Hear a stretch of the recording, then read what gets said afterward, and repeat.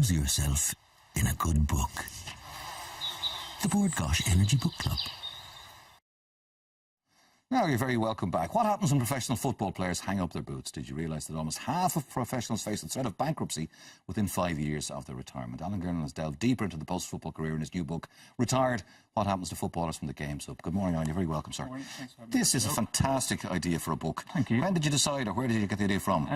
I suppose at the start it was a bit of nostalgia. I was looking through old sticker albums and looking at maybe a squad of players in the early 90s, and there might be 16 faces looking back at you and only maybe 2 or 3 still in the spotlight. Yeah. So I was really looking at what becomes a typical footballer who, you know, doesn't get a job in management or the media when he retires. And I also wrote an article on how professional footballers go bankrupt when they retire. So that sort of opened my eyes to the problems and sort of looked into what else can happen to them, I suppose, when they hang up their boots. Well, why are professional footballers going bankrupt when you would think that they would have the best financial advisors, when you think they're the best personal managers, and suddenly, are they stupid with money? Is that as simple as that? I spoke to a lot of retired players for the book, and a lot of insolvency practitioners and people like that who specialise in footballers' bankruptcies.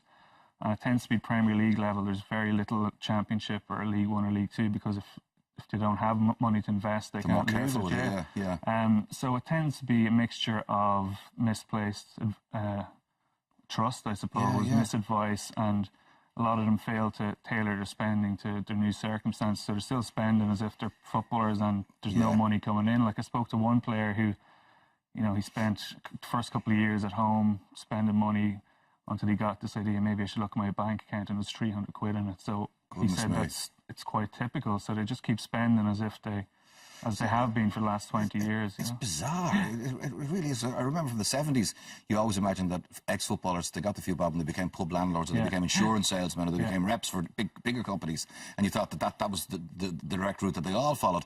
But in this stage, with so much money floating around, it's almost inconceivable that these guys are blown hundreds of thousands in cash.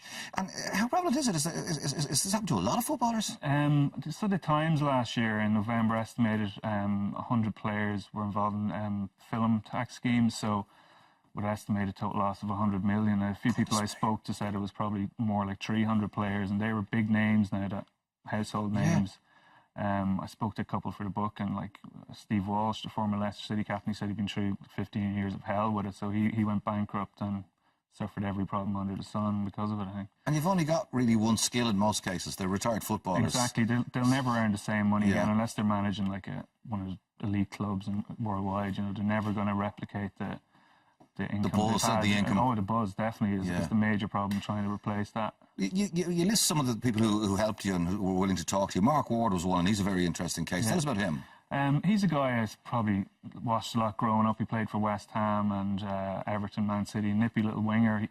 He spoke to me. He was sort of playing at the start of the Premier League era, earning $2,000 a week, which is $1,200 after tax. Nowadays, he'd probably be earning 40, 50, 60 grand. So he admitted even when he was playing, he was a spender rather than a saver. So when he retired, he had nothing.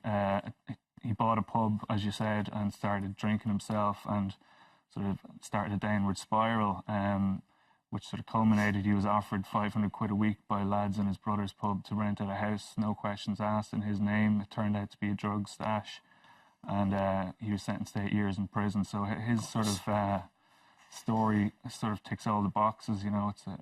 And it does, but again, I would imagine that there's not a lot of sympathy for him either. I would think, in terms of, like, football fans would look at it and go, well, he had everything and he blew it. No, I would have been the same going into it, like ex-Premier League star and drugs charges, but from speaking to him, like, he's learned his lesson, served his time, and he'd love to go into clubs and speak to players about, young players about, you know, the pitfalls that you can encounter, even if you are playing at the elite level. And you know, they all think it's never going to end. You know, that people warn them, look, guys, this is going to end when you're 35 if you're lucky. But you know, even the most level-headed ones I spoke to at 23 or 24 were saying, look, 35 is a lifetime away. They're just playing for their next 2-year contract. Of course.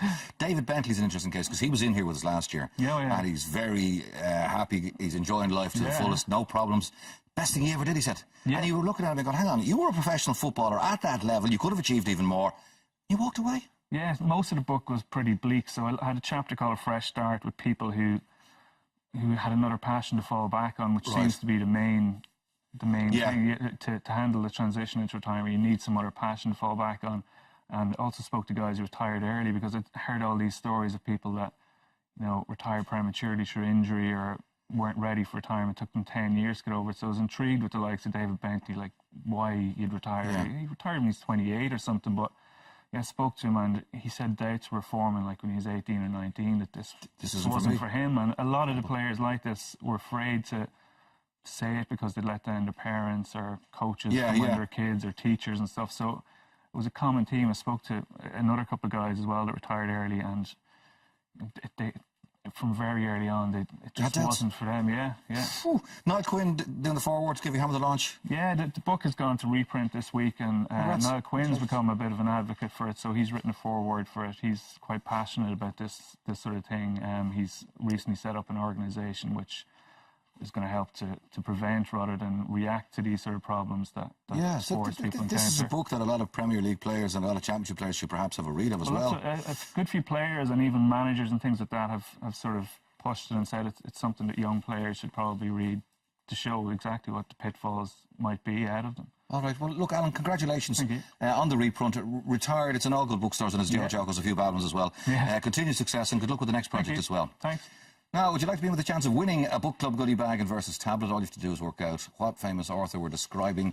We'll be giving out clues during book club every Tuesday, so if you don't work it out this morning, then don't worry. Today's clue is: this author once said, "The only demand I make of my reader, he should devote his whole life to reading my works." Check out our Facebook page for details on how to enter.